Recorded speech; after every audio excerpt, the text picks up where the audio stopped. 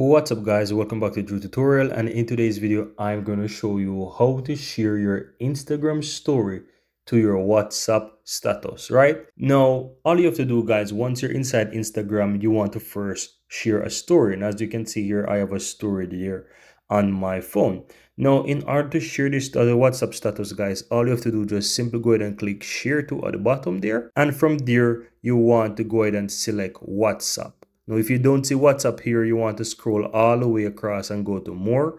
And from there, you'll see WhatsApp from your many apps there in the list. So if you find WhatsApp, just go ahead and click on WhatsApp from there.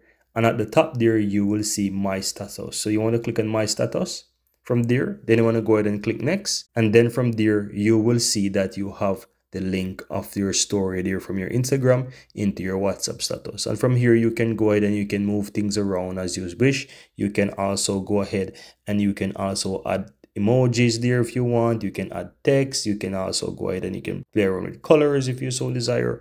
You name it. Go ahead and style it as you wish, and then click the share button on the lower right hand side. And that's all there is to it guys. Very easy and very simple.